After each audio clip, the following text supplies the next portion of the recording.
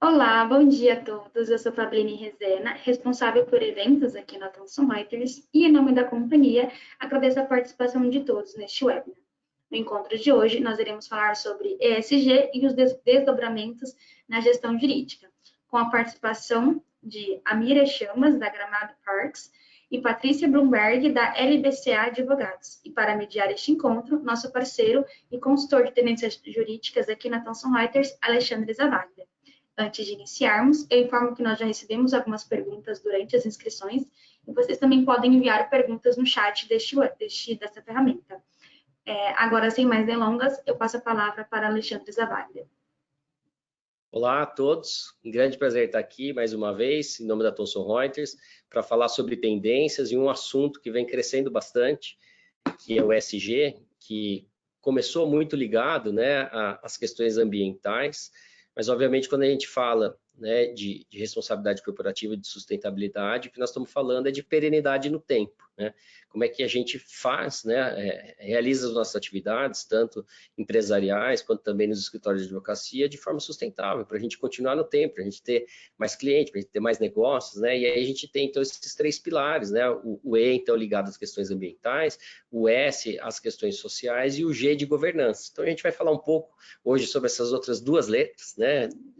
A partir do momento que a gente já falou muito sobre isso na parte ambiental, lógico que também sempre está ligado aos assuntos, e eu estou aqui hoje com a Patrícia, que é responsável por todo o projeto de ESG do LBCA Advogados, que é um dos maiores escritórios do Brasil, é um projeto fantástico, vocês vão conhecer, tanto em relação à organização do próprio relatório do escritório, a organização do escritório em relação a isso, como também como eles estão suportando os clientes nas suas atividades de ESG, e a Mira, uma amiga de muitos anos, né, do Júri de Sem Gravatas, que é um ambiente aí que eu gosto muito, de pessoas fantásticas que têm ajudado a trazer muitas inovações, novas formas de gestão para os diretores jurídicos e que vai trazer para a gente a visão da empresa, né? Então, nós vamos ter aqui a visão do escritório, a visão da empresa, para a gente começar a discutir, e a Mira também é uma grande especialista desse tema, então nós vamos primeiro um oizinho aí das duas aí para toda a nossa audiência aqui,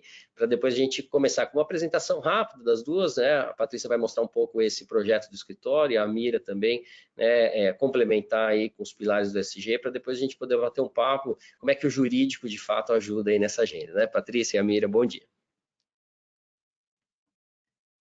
Pode ir, Patrícia, você primeiro. Olá, Alexandre, Amira, todo mundo que está nos assistindo. Bom dia, obrigada, Thomson Reuters, pelo convite.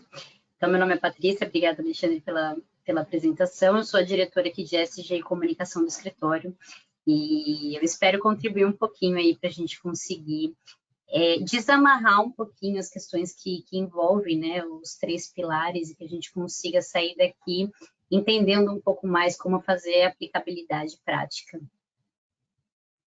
Eu queria agradecer também, primeiro, o Alexandre pela lembrança do meu nome, pela felicidade também de conhecer a Patrícia, que a gente se conheceu aqui nos bastidores, e uma grata surpresa de conhecer, Patrícia, e agradecer a Thomson Reuters também pela oportunidade, principalmente pela democratização do conhecimento. Quanto mais eventos como esse, mais o direito chega, mais as informações chegam ao maior público. Então, muito obrigada a todos vocês. Legal, e hoje eu estou aqui num ambiente especial, estou aqui direto de Lisboa, da Universidade de Lisboa, dando aula aqui essa semana, e esse ambiente digital permite a gente estar aqui, né? Cada um num lugar diferente, e vocês também aí, pelo Brasil todo, né? Para a gente poder discutir. E Patrícia, então conta para a gente um pouco aí do projeto do escritório, você vai mostrar algumas telas aí para a gente entender, né, quais são os pilares aí do projeto que você lidera aí no escritório, como é que a gente constrói, né, esse ambiente, para depois a gente passar para a Mira. Vou fazer uma apresentaçãozinha rápida. Pablita, você me dá o acesso à apresentação, porque eu acho que assim a gente consegue ter um fio condutor e entender desde de como é importante esse dia para a gestão dos negócios, caindo um pouquinho na seara de implantação e depois de como que o escritório tem trabalhado com essa implantação. Deixa eu diminuir. Está todo mundo vendo minha tela? Vamos sim. Então, falta só você colocar na modo apresentação. É isso aí. Perfeito. Então, o que eu gosto de falar antes da gente entrar um pouquinho em gestão dos negócios é explicar um pouquinho o que é ESG. Eu sei que já está até um tema batido, né? A gente já vem há longos anos tentando entender e falando sobre ESG, mas eu gosto de explicar palavras simples o que é ESG para a gente depois conseguir estar na mesma página quando a gente começar a funilar o debate, né? Enfim, pensar um pouquinho junto, refletir um pouco sobre esses 6 pilares.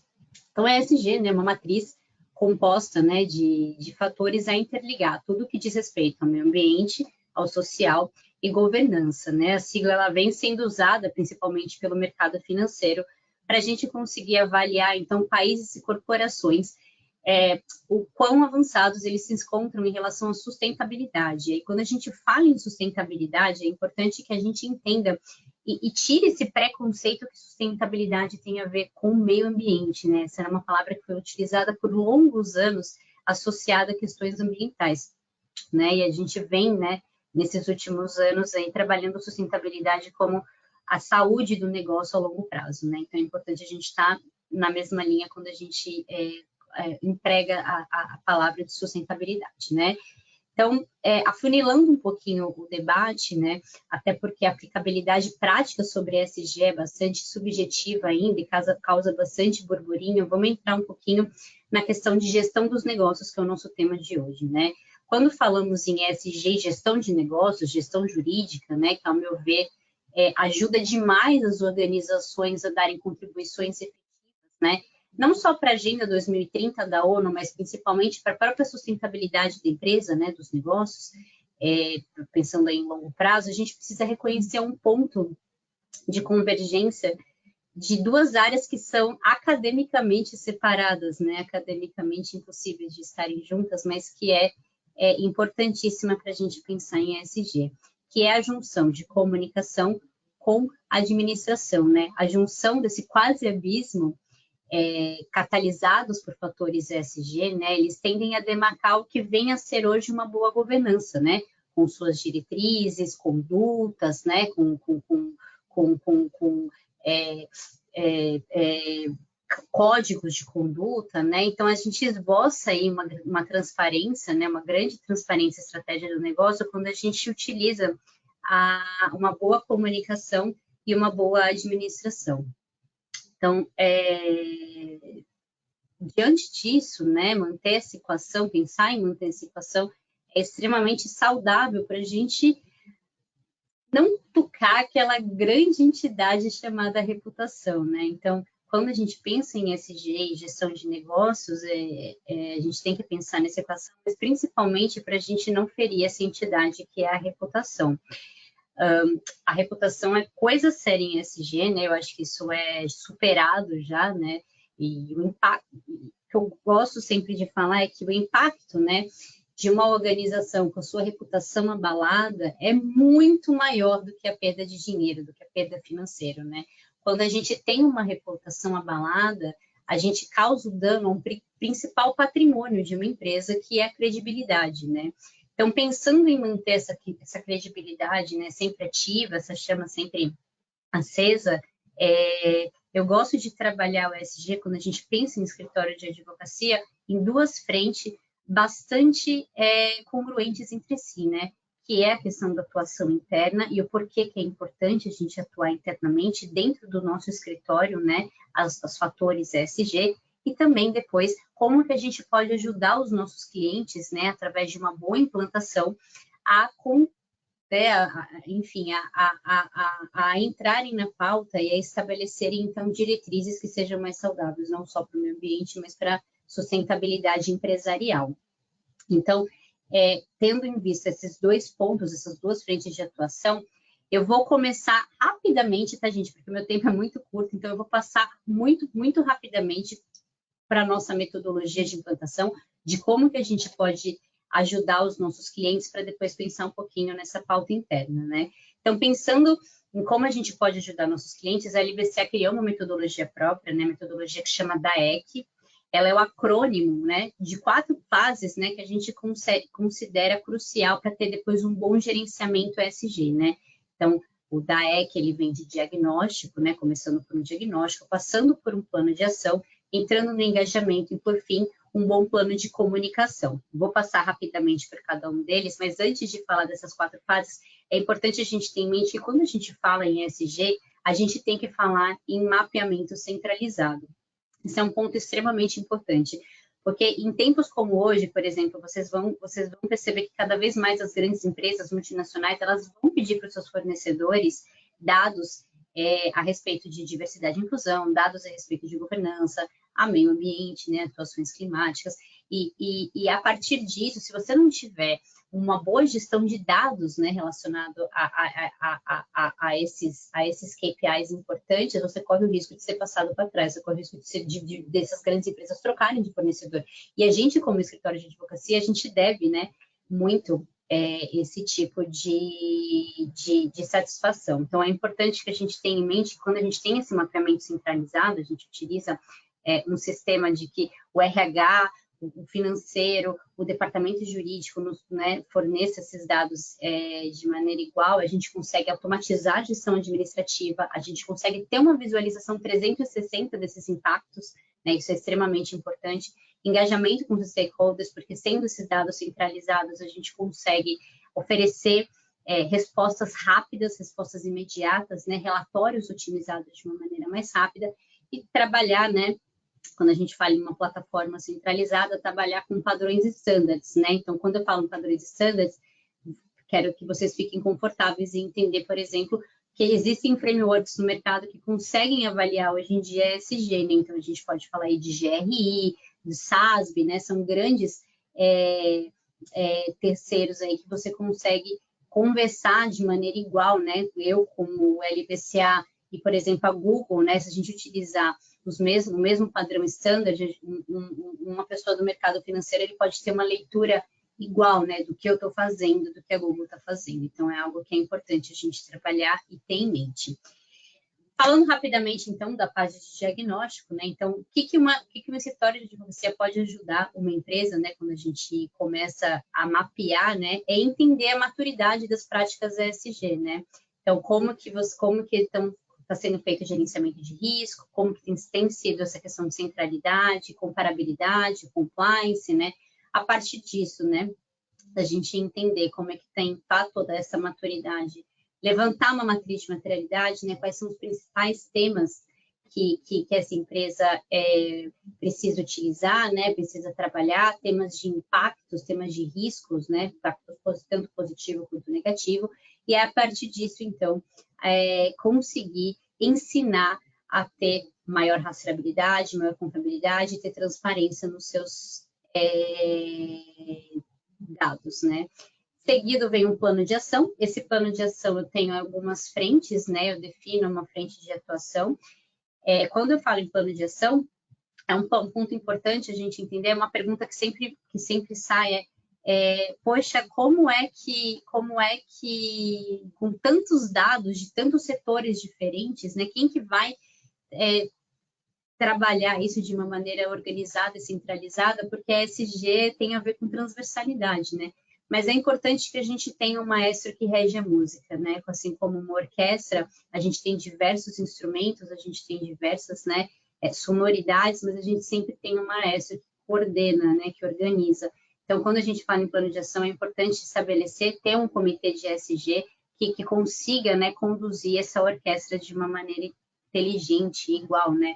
Então, definindo a partir desse comitê, dessa pessoa responsável, né, frente de atuação, elaborando um plano de ação eficiente, é aqui que a gente vai, por exemplo, levantar marcos legais, avaliar políticas contratuais, né, estipular um cronograma de trabalho baseado em métricas, né, em metas, isso é extremamente importante também.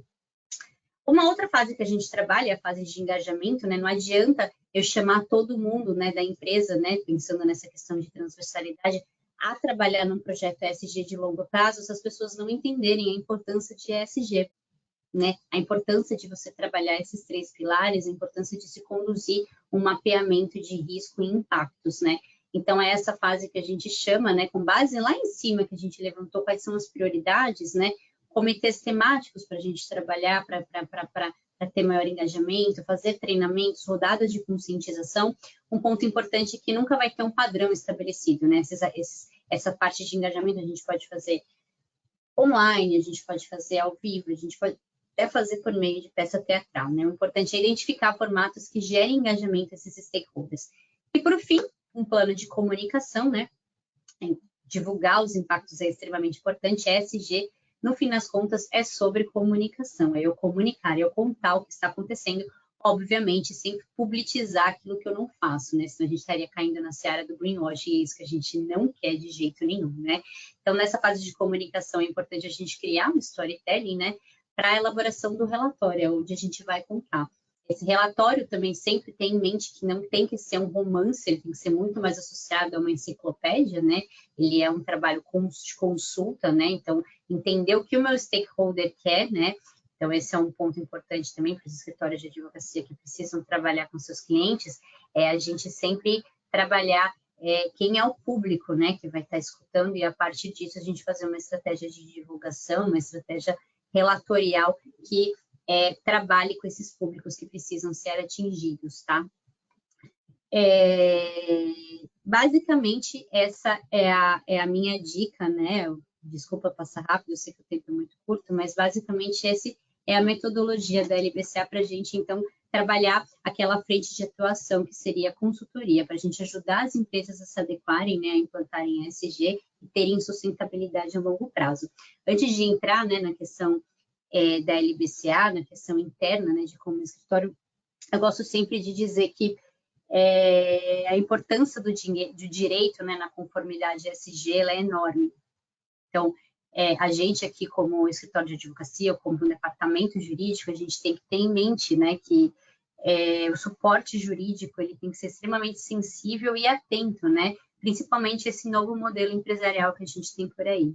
Então, as decisões, né, eu acho que o papel principal, né, da gente como consultando, enfim, prestando consultoria para os departamentos, a gente tem em mente que a gente tem que garantir, né, que as decisões elas sejam tomadas com foco em ESG, né, com foco nessa nova realidade que veio para ficar e não, né, não tem mais volta, né. A LBCA, na questão interna, né, então, eu comecei ao avesso, eu comecei falando da nossa consultoria, mas antes da gente criar essa metodologia de implantação, né, antes da gente, a gente pensou, vamos fazer o dever de casa, vamos colocar em prática, né, uma implantação ESG aqui no escritório para a gente começar, então, a prestar uma consultoria, e foi o que a gente fez, né. A LBCA hoje está no seu segundo relatório de sustentabilidade, é uma das únicas, né, foi pioneira, né, no lançamento de um relatório de sustentabilidade aqui no Brasil. A gente fez com plataforma de mapeamento, a gente levantou todos os dados, hoje a gente tem um histórico, né, de dados em ESG, e levantamos no comecinho pouquíssimos KPIs, né, então pensa que, por exemplo, o GRI, que é a principal hoje, né, que é um framework, existem mais de 1.400 KPIs, né, 1.400 indicadores para serem trabalhados. A LBCA no comecinho trabalhou com 20, coisinha pequenininha, mas enfim, né, foi um passo. Hoje em dia a gente já tem 60 indicadores que a gente trabalha, né, que perambula pelos 3 fatores, né, pelo meio ambiente, pelo social, por governança, e é um trabalho que hoje é importante porque a gente consegue olhar para trás e melhorar a cada ano, né? Então, esse exercício de se produzir relatório, né, internamente falando agora, é extremamente importante porque se dá porta para fora, né? O relatório, ele qualifica as relações, né, por meio de relacionamento com stakeholders, né?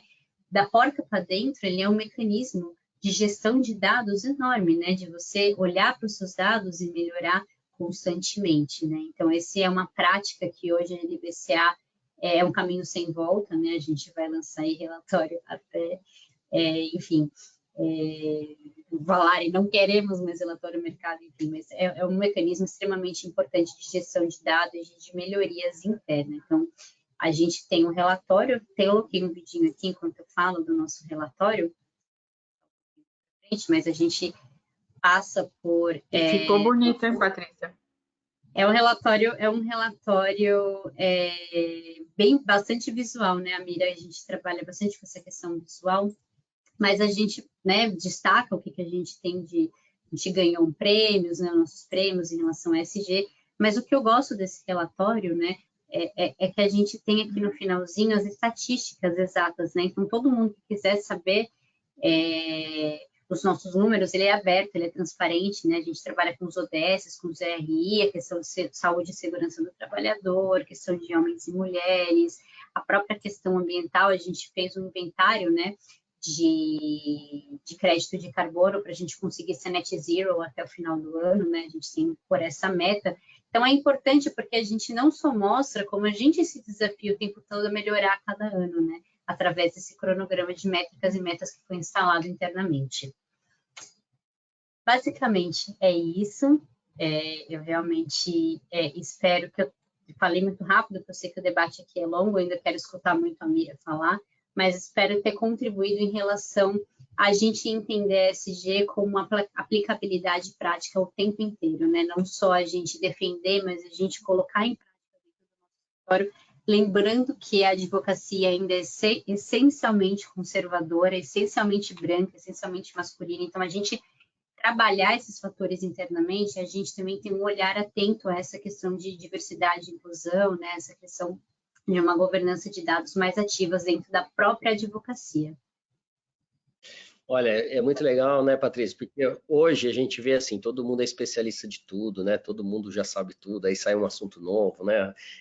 Mas de fato são poucas iniciativas que a gente vê essas coisas acontecendo na prática, né? A gente tem inclusive aquilo chamado o ESG washing, né? Que é todo mundo falar que tem, não tem.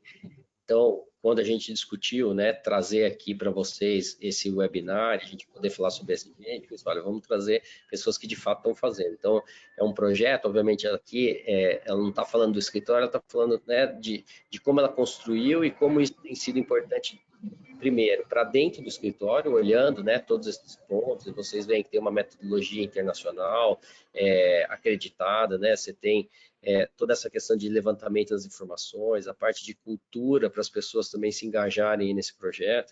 E hoje a gente vê, por exemplo, né, a questão de diversidade, a Mira também vai falar um pouco sobre isso, né, sobre as pessoas. Hoje é um ponto muito importante, né, discutido em toda a sociedade. Inclusive, nós temos várias iniciativas aí, tem o César também, que é nosso parceiro em outras atividades. Programa muito legal também de diversidade, vários escritórios como a SA também já estão trabalhando nessa questão, né?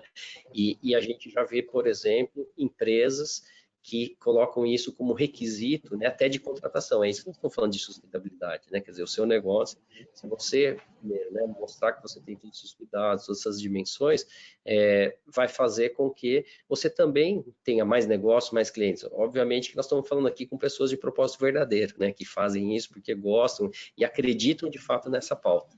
Mas, por outro lado, também tem essa visão do mercado, né, tanto fundos de investimento hoje em dia querem investir em empresas que têm programas de ESG, né,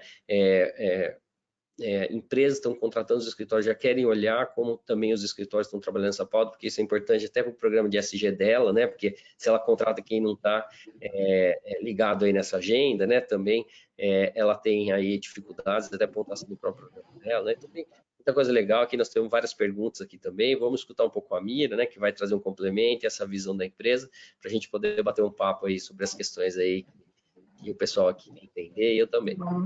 Vamos lá, estava feliz que eu estava aprendendo tanto com a Patrícia, adorei o relatório, achei maravilhoso. Né, Lê? Não estava bom de ver, de ouvir? Acho que eu sou suspeito para falar que eu sou fãzaço do trabalho. Não, realmente, Patrícia, parabéns. Bom, obrigada, Mira, a vida de você é uma honra. Que fofura de menino. Bem, o que eu queria agradecer de novo a todo mundo que está aqui atento a esse tema, e eu queria começar dizendo o seguinte: ESG não é caridade. Ponto. ESG tem que estar ligado a propósito. Por que eu estou falando isso? Porque quando começou toda essa movimentação, e eu não vou falar onda, essa movimentação do ESG, houve muito massacre em relação ao ambiental. Vamos tratar o ambiental, vamos tratar o ambiental, vamos tratar o ambiental, como se fosse o ambiental plantar árvorezinha e abraçar a árvore depois que ela cresce. Não, não é. Social, a mesma coisa. Ninguém trata o social como se fosse fazer caridade num período do ano, no inverno, em que eu vou dar cobertorzinho para a sociedade. Não é isso. E a governança, a mesma coisa. Não é aquela coisa de pôr na parede, pregar na parede da empresa e falar que você tem governança. Não, não é. ESG é todo um movimento e um processo que a empresa deve criar para que ela tenha lucratividade ao final. Esse caminho que a gente precisa percorrer para a lucratividade, eu vou cumprir alguns requisitos que a própria sociedade vem requisitando. Não é uma imposição de ninguém. Por quê? Porque quando foram fazer pesquisas, e as novas gerações a gente consegue identificar isso muito facilmente, principalmente a geração Z, que a gente brinca muito, nós os velhinhos, sabe, Patrícia? Vocês são novinhos, mas nós os velhinhos, a gente brinca que a geração Z é uma geração diferenciada, graças a Deus. E essa geração, ela tem uma visão completamente diferente, que é uma visão de comprar por propósito. Ela não compra sem propósito. Compra no sentido de admirar, né, as marcas ou os produtos ou os serviços. Quando você falou muito bem sobre credibilidade e reputação das organizações, a reputação das organizações hoje está ligada a propósito. E eu gosto de dar um exemplo que parece banal, mas ele é bem importante. Um sabonete pode custar R$1,50. Ou ele pode custar R$20, uma barra de sabonete vegano. Para quem vê propósito naquela barra de sabonete vegano, o R$20 é barato. Porque ele não é preço, ele é valor. Isso é o que a gente precisa ter para a gente pensar sobre o ESG nas organizações.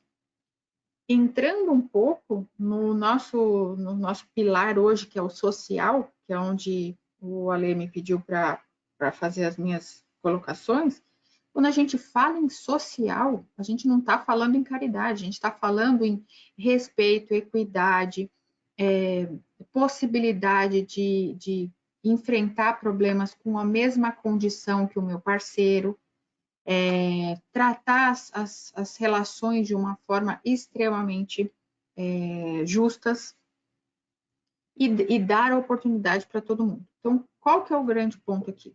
O grande ponto aqui é dizer que em algumas áreas do direito, o ESG, sim, ele precisa ser observado. Porque senão, Paty, não adianta você fazer um relatório lindo e colorido desse, cheio de dados estratégicos, que são dados de negócio, dados financeiros, que ao final geram dados financeiros, se você não tiver no seu dia a dia intrinsecamente ligado na sua operação, todos esses parâmetros. Vou dar exemplo aqui de algumas áreas do direito onde a gente poderia transportar todas essas questões sociais do ESG para o nosso dia a dia do advogado. Nas relações trabalhistas, por exemplo. O que eu poderia absorver das relações que eu tenho com os meus colaboradores para transformar o meu ESG numa coisa que seja palpável e realmente que os meus colaboradores acreditem naquilo.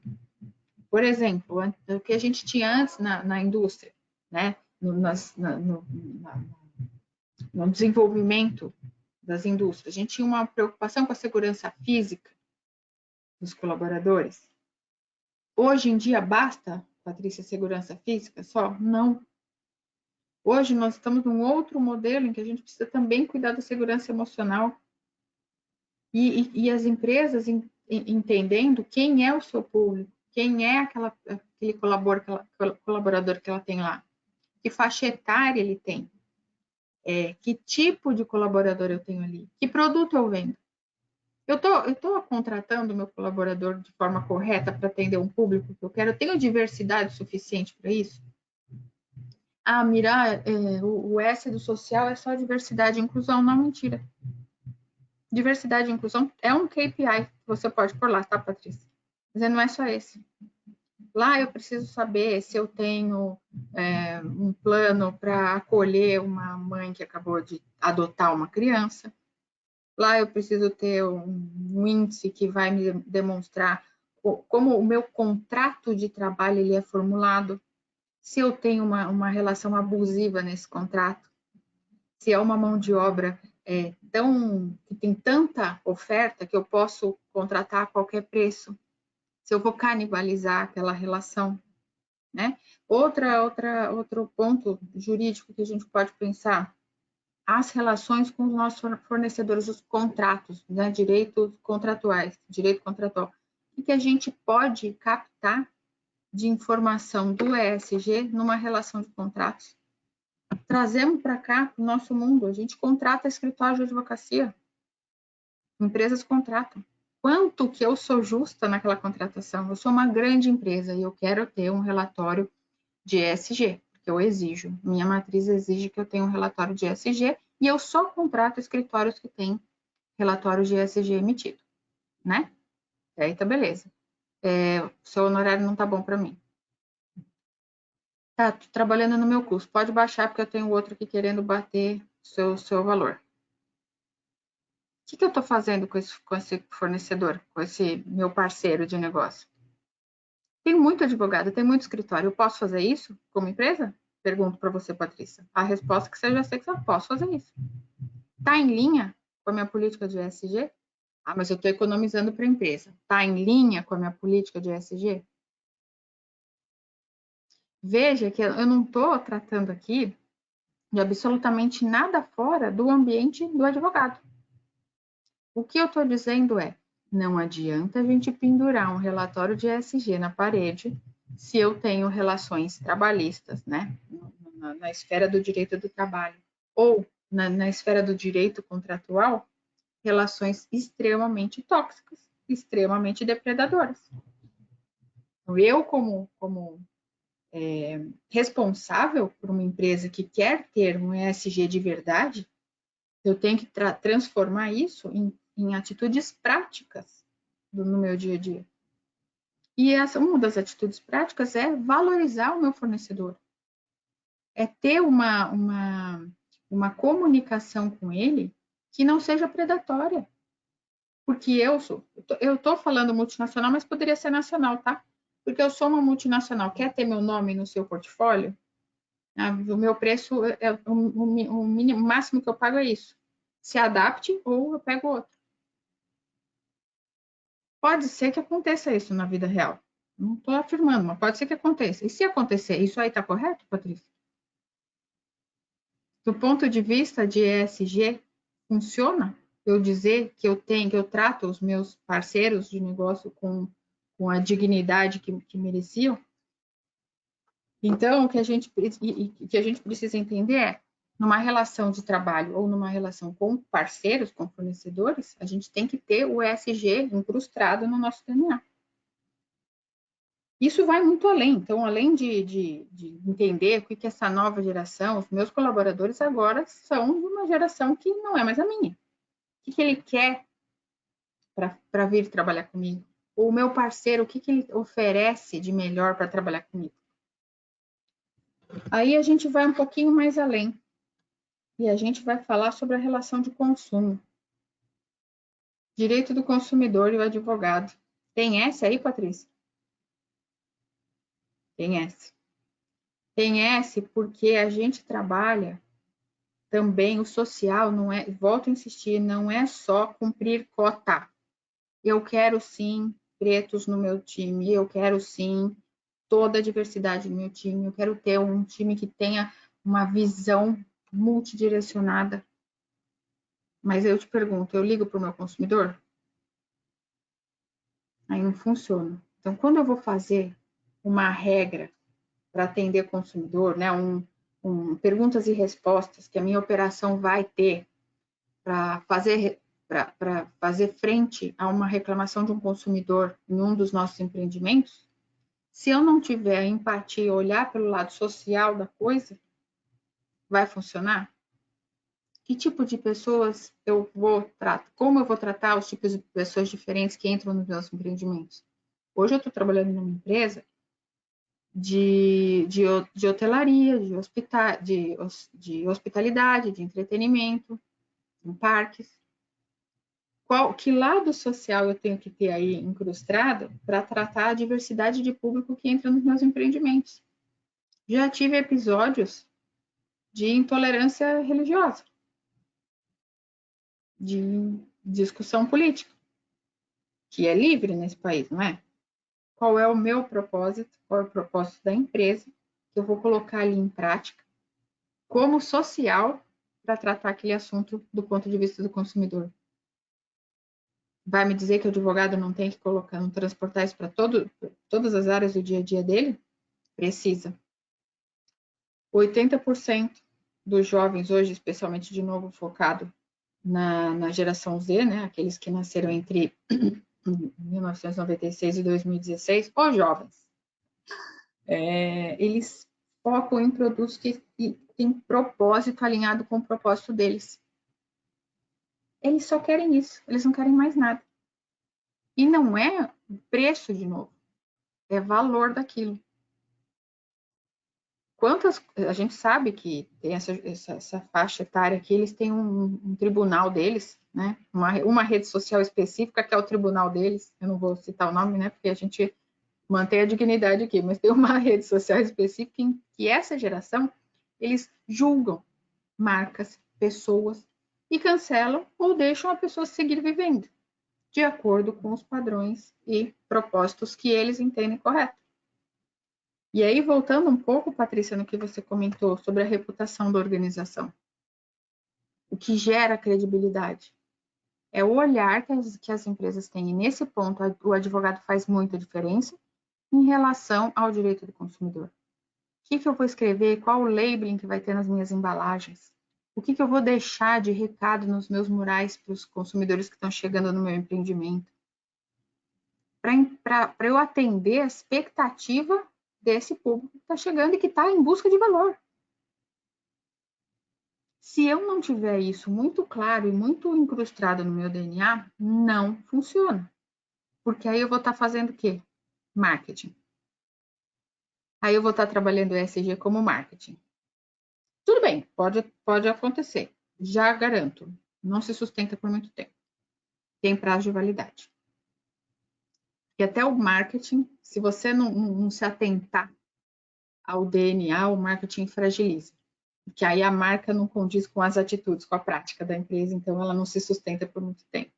E ESG, voltando lá na primeira frase que eu falei, ela não é uma ação de caridade. ESG é transformar a atividade daquela empresa numa atividade perene, em que todo mundo do entorno das organizações, na sociedade que aquela organização está inserida, os colaboradores, os familiares, as influências diretas e indiretas naquela empresa estão colocadas.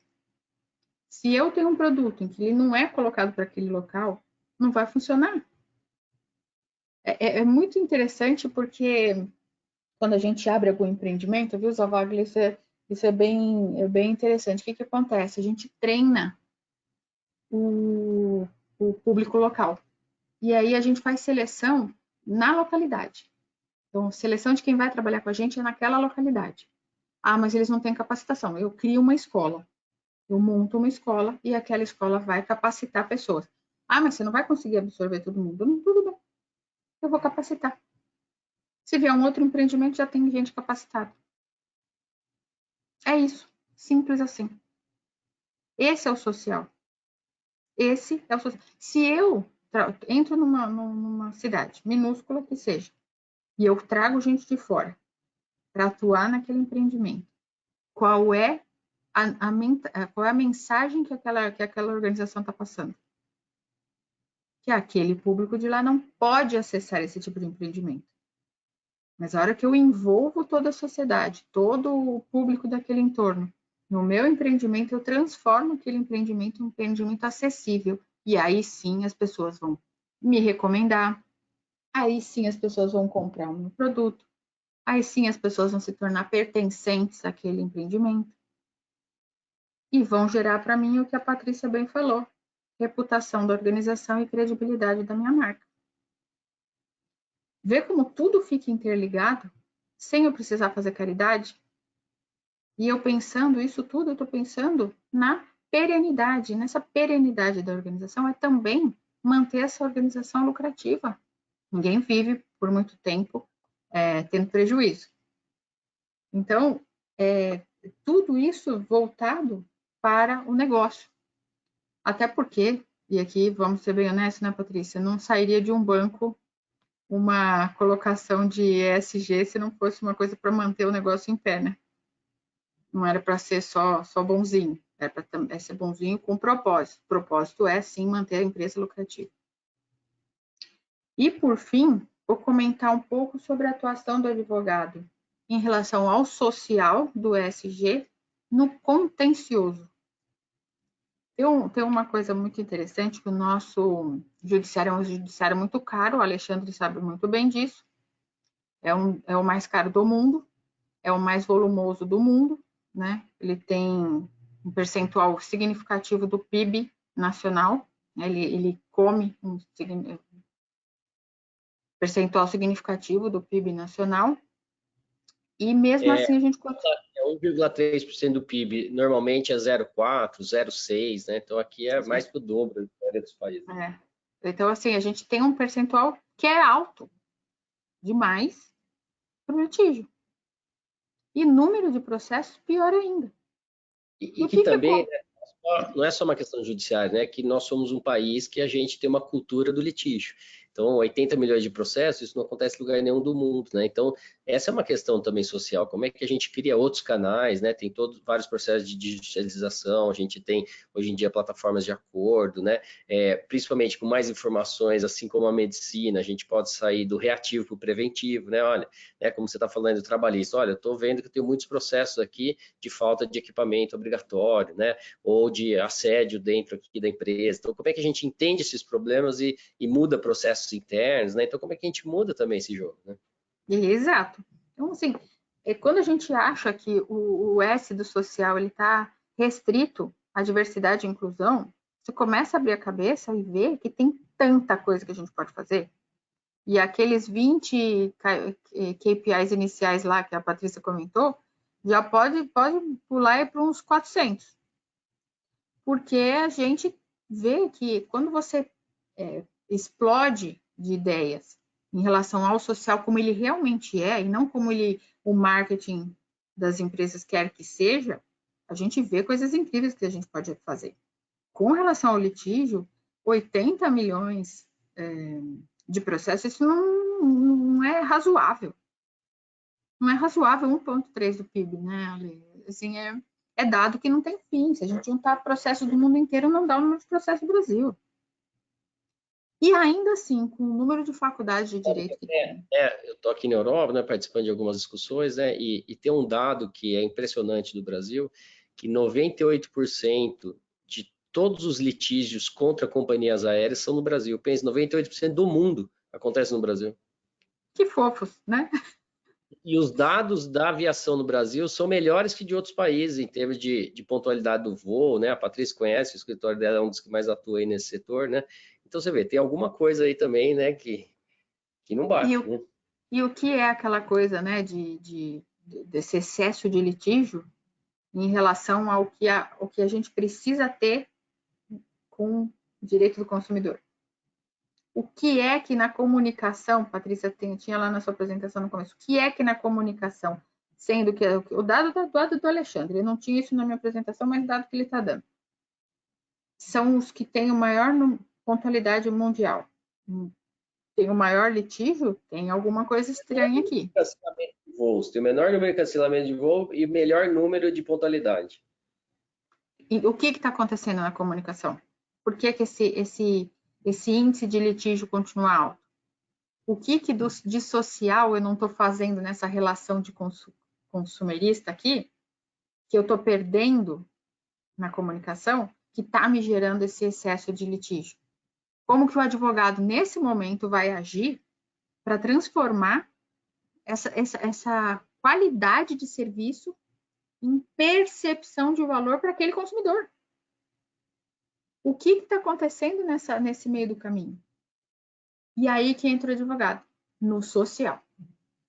Porque parece que é só diversidade e inclusão, mas não é. Quando eu aumento o número de litígios, eu também aumento o desgaste da justiça, eu aumento também o desgaste da marca, eu aumento também preço para o próprio consumidor, porque alguém tem que pagar essa conta, né? Que são todos os outros, né? Não, seguro, aumenta tudo. E começa a criar um monstro por conta de um litígio, muitas vezes que poderia ser discutido no balcão da companhia, e isso traz um descompasso muito grande, inclusive aí vou falar bem de verdade, assim, a gente falando na parte de companhia aérea é uma coisa, mas tem relação de consumo que ela é desigual, é um gigante contra um pequenininho. Né? Um contencioso, onde a gente tem um contencioso onde uma empresa tem acesso a uma super banca de advogados e onde a outra parte não consegue acessar um advogado de um escritório de um advogado. Então, que tipo de relação que eu tenho com o meu contencioso como empresa para tratar esses tipos de assunto do ponto de vista social daquele relatório que a Patrícia comentou fazer? Adianta? Desculpa. Não, pode continuar. Eu só ia falar aqui nas perguntas aqui, mas pode terminar. Não, então só adianta o relatório estar colorido e eu não aplicar? E só para finalizar, e já te agradecendo, Lê, o advogado tem muita aplicabilidade de todos os pontos do ESG, mas no social ele tem muito. Nós não precisamos adstrir as aplicações do S do social só a diversidade e inclusão. A gente tem um mundo pela frente. Desculpa demorar aí, obrigada, gente. Não, ótimo, nós estamos aqui aprendendo bastante. Antes, só queria responder aqui o Fabrício Barbi, que perguntou assim, como aplicar ESG dentro da consultoria de LGPD, né, sobre eliminação de dados e tal. Tem a ver aqui com o que a Mira está falando, né, Fabrício? Porque, veja só, hoje em dia, cada vez mais, né, a gente vê vazamento de dados, utilização dos dados aí de forma diferente da combinada, né, para outros assuntos. Então, vocês concordam que cada vez mais, né, a sociedade está incomodada com isso, e até por isso que foram criadas as leis de proteção de dados, né, e que cada vez mais a gente vai querer se relacionar com quem respeita nossos dados? Então, tem uma empresa aqui na Europa, né, que era uma clínica de psiquiatria, por exemplo, só para a gente ver como sustentabilidade é perenidade, é continuar no tempo, né? Essa clínica, por conta da pandemia, começou a fazer com telemedicina todas as sessões aí digitais, né? E gravados, obviamente.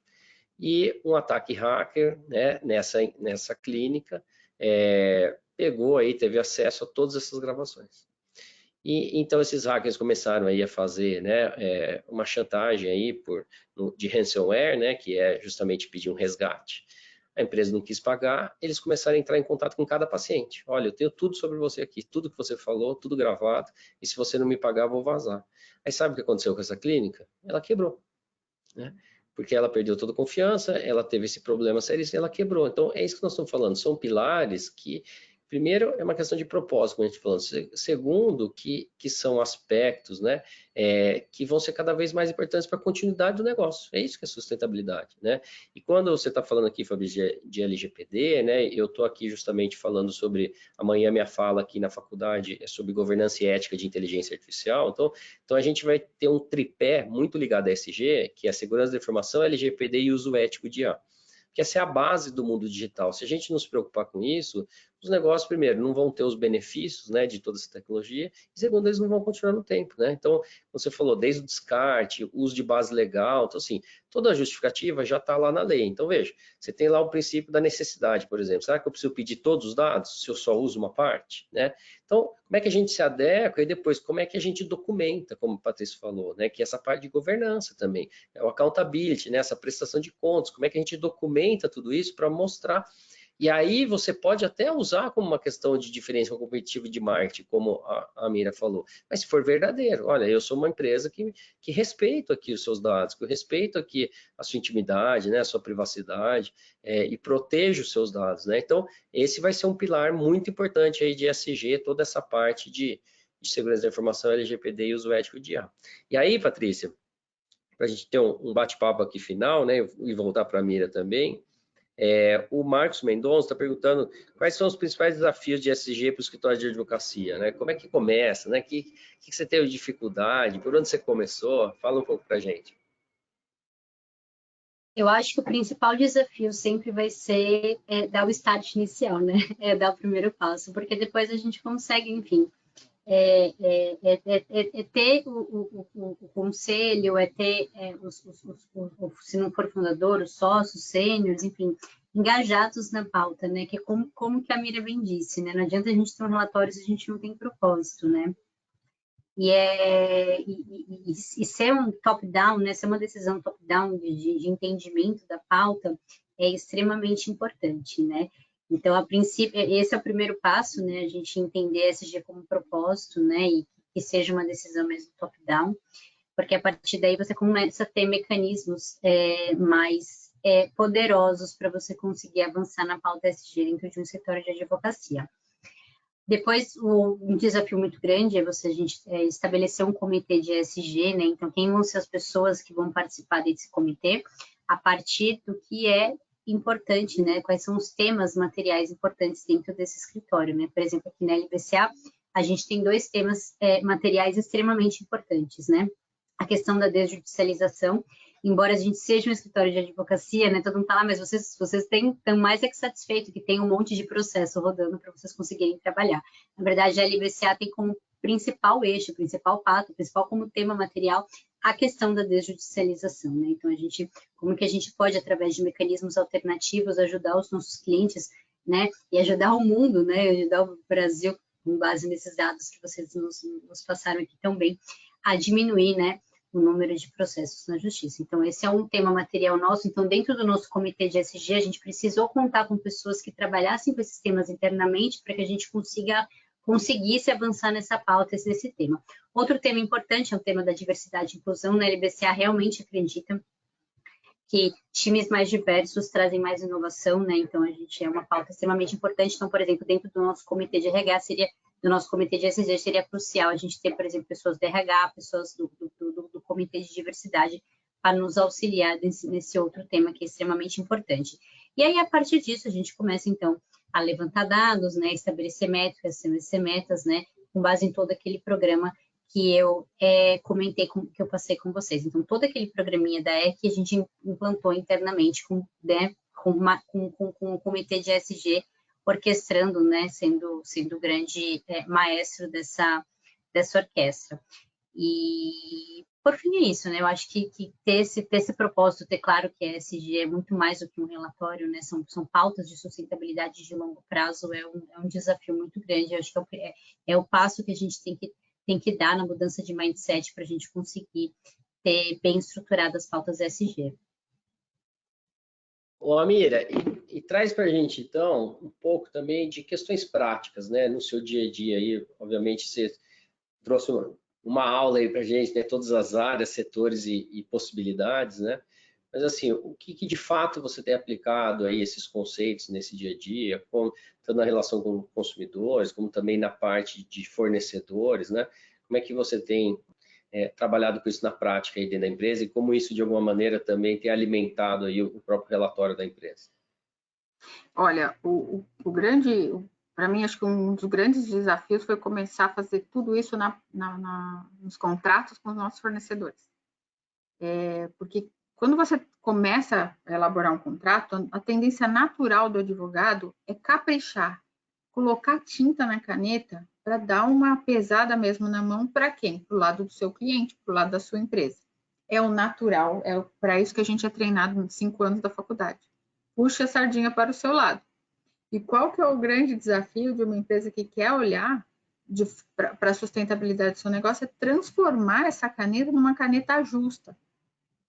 E olhar para o seu parceiro, para aquele fornecedor, para que ele mantenha também a dignidade ali naquela relação, que ele tenha também condição de ter um contrato que seja justo para ambas as partes e trabalhar esse contrato sem pesar a mão ali. E não pesar a mão para advogado é muito difícil. Então, esse exercício nosso, assim, e é diário, viu? Porque quando você entra numa relação e dois advogados começam a discutir um de um lado, outro de outro, a ideia é, eu quero ganhar dele. E tem um ponto, e depois a gente faz outra live, tá, Lê? Que não vai dar, que é sobre os contratos conscientes. O que a gente trata como contrato consciente nas organizações? A gente trata quase nada. Então, eu acho que um dos maiores desafios e para colocar em prática foi exatamente isso, tratar uma relação contratual com os fornecedores de forma justa, de forma que aquela relação também seja duradoura, que ele também possa sobreviver no tempo mesmo após o fim do seu contrato. Que aquele contrato não seja de tamanha força brutal contra ele, que para ele cumprir aquele contrato, ao final ele já não existe mais. Então, o nosso departamento jurídico ele tem um olhar muito firme em áreas de contratos, ela tem um olhar muito firme para esse tipo de contratos justos, equalizar as relações, não trazer uma visão predatória em relação ao grande contra o pequeno. Esse é um dos principais desafios que eu tenho. O resto são complexos, mas é mais fácil de você colocar na cabeça do advogado. Toda a parte de compliance, LGPD, relações trabalhistas, você pega a legislação e põe para cumprir. O contrato não. Quando é negócio, envolvendo negócio, e aí a medição de força entre advogados, né, entre iguais discutindo, aí eu acho que é um dos maiores desafios na aplicabilidade. E como é que vocês veem, só para a gente terminar aqui uma última pergunta, né? O apoio da tecnologia para a gente fazer isso, né? Aqui, a Thomson Reuters, além da RT e todo o trabalho fantástico que tem de disseminação do conhecimento, né? A gente tem trabalhado com muitas tecnologias disruptivas de outros países, uma delas é a HiQ, que fazem 20 anos aí, né? Que é líder mundial ali, nasceu em Londres, né? E também tem projetos aí de ESG nessa parte de documentação. Então, Patrícia, como é que você vê aí a tecnologia apoiando? Porque no final das contas é isso, o relatório, né? Você tem que colocar essas informações em algum lugar, né? E o mundo analógico também é difícil, né? Como é que você coleta tudo isso? Então, como é que vocês veem aí um ambiente aí tecnológico, digitalizado para ajudar a operacionalizar esse processo? O LBCA é uma super entusiasta da tecnologia, né? A gente apoia todos os eixos aqui da nossa equipe, né, do nosso trabalho multidisciplinar. A tecnologia é fundamental, né, para a ESG. A gente, por exemplo, desde a parte de mapeamento, né, a gente precisa ter tecnologia para ter uma boa ferramenta de centralização e mapeamento, e depois traqueamento, né, coleta de dados, tudo demanda ferramentas inteligentes que nos auxiliar, que vão nos auxiliar, então, depois a ter um histórico e a ter uma melhora contínua dos nossos dados, né? Outro ponto muito importante da tecnologia que eu acho crucial no ESG, por exemplo, a gente teve os dois últimos grandes escândalos, né, envolvendo a empresa e a ESG, tem a ver com a falta de traqueamento, né, de avaliação de fornecedor, né? Então, a gente teve um supermercado com problema de um terceiro, né, de uma questão racial, a gente teve aí as vinícolas, né, também com problema relacionado ao social, mas no final das contas foi uma questão de avaliação e traqueamento de fornecedores, de terceiros. Hoje em dia a gente tem ferramentas, tem tecnologias que auxiliam até essa avaliação de fornecedor, que auxiliam a chegar em números mais exatos e inteligentes para conseguir suprir esse problema que é um problema mundial, né? O problema de cadeia de suprimento, como que eu posso ter uma boa gestão, né, da minha cadeia e como eu assim conseguir melhorar todos os meus, né, todos os meus stakeholders, isso é extremamente importante. Muito bom. Amira, deixa então a sua consideração final aí para a Pabline poder terminar. Gente, só agradecer, e eu sei que eu estou atrasada para a Pabline não brigar com a gente. Então, obrigada pela oportunidade. Thomson, Ale, obrigada de novo. Patrícia, um prazer, viu? Patrícia, deixa aí sua fala final aí. Um abraço para todos também. Super agradecida, Mira, foi ótimo, aprendi muito com você hoje, Alexandre, é sempre um prazer, me inspiro demais nesse seu potencial e na sua inteligência, obrigada por tudo, espero ser convidada mais vezes, né? Quero ser convidada para esse de gestão de contratos conscientes aí, para falar de video. Então, agradeço mais uma vez, em nome da Thomson Reuters e a Pabline, como sempre, aí vai terminar esse nosso bate-papo com informações, também dizer que depois o arquivo aqui, né, a nossa gravação fica disponível no site da Thomson Reuters, mas ela vai explicar muito melhor do que eu. Muito obrigado a todos.